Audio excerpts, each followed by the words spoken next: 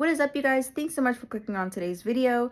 I want to keep this pretty short and sweet because it wasn't something that I was planning on making, but once I looked up on YouTube like Cali Sober, I was like, okay, we need to get a correct definition up here. Really quickly, before we get into this video, I just wanted to say that, kind of like a trigger warning. If if positive talk about cannabis triggers you, this isn't going to be the video for you. Also, we're all adults here. Obviously, cannabis is not for everybody in recovery. It is a very individualized, recovery is individualized for regardless of what pathway, okay? But utilizing something like plant medicine is a decision that only you can make. I don't give advice in that department because it is such a, it's a big decision. So if any of that type of talk, cannabis talk, triggers you, I'll catch you next time because this won't be the video for you. All right, let's get into it. The problem with Cali Sober is there is not a official definition. And I personally do not identify as Cali Sober, but you'll see me use the word a lot because a lot of people who do use cannabis in recovery do identify as Cali Sober, and it's just an easy word to describe using cannabis as a tool in your recovery. But I don't like labels, and prime example of why I don't like labels is when Demi Lovato came out and said that she was Cali Sober. She included the use of alcohol in her definition of Cali Sober. Cali Sober was purposely meant to exclude alcohol. People who use the word, or traditionally who use the word, did not include alcohol. If some people do today, like, that's whatever. But that's the problem with labels, right? Because what that word means to somebody may mean something different to somebody else. And, we'll even see it in the recovery community where people believe that recovery means abstinence, but it doesn't. And abstinence is not in the definition of recovery. Recovery can look, so a lot of, hey, it's me, I'm editing this, right? And I just wanted to clarify something really quickly about the definition of recovery. In there, I said that recovery doesn't equal abstinence, right? And now I know that abstinence is part of many people's recovery, but it is not like essential for somebody to be in recovery. And we will talk about this a lot more. But like, for example, recovery, the definition. One definition is a return to normal state of health, mind, or strength. Doesn't say anything about abstinence, right?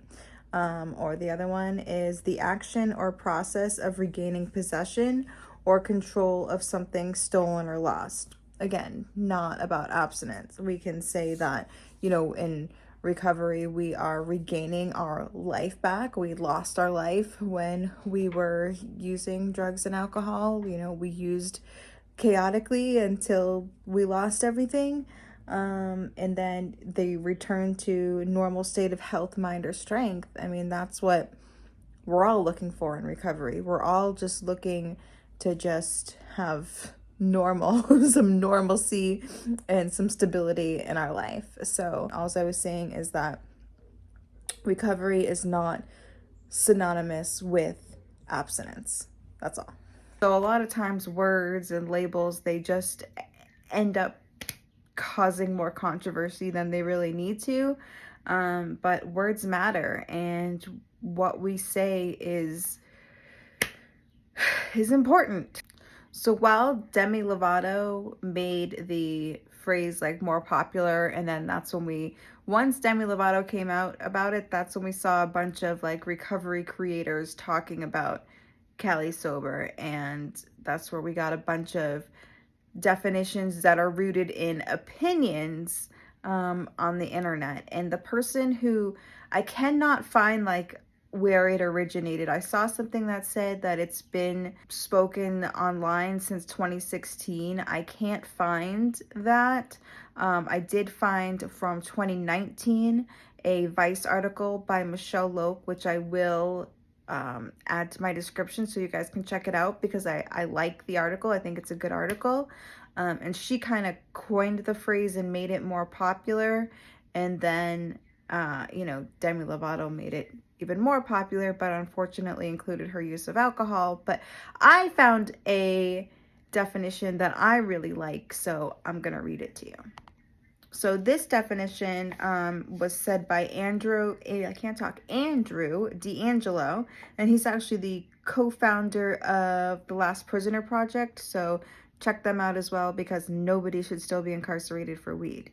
But his thing here, he said that the trend offers a different view on sobriety, and I quote, "It allows for individual interpretation and tweaks. Cali Sober means not being addicted to any intoxicant and having a balanced relationship with cannabis and psychedelics as an additive to good living, not something that takes away from life or gets you all strung out." And I absolutely love that, because when I try to describe my cannabis use in recovery, that's how I say it. I say it enhances my life versus heroin took away from my life, right? Like when I was using heroin, I was running from my problems.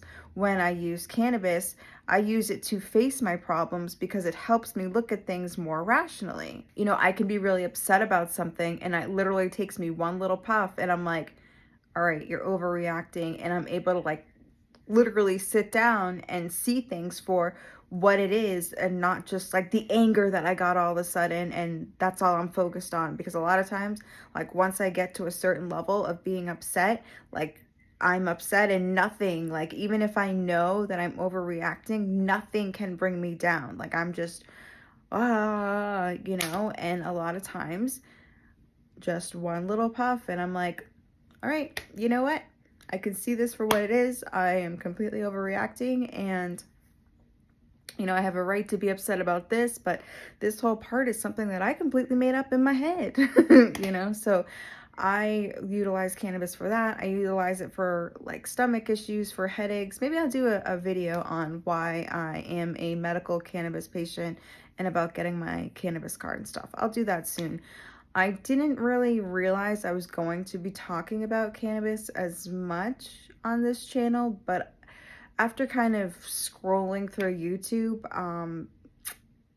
I think it's needed because there is just a lot of negative opinions out there from people who, listen, if you can't do it, you can't do it. Cannabis isn't for everybody.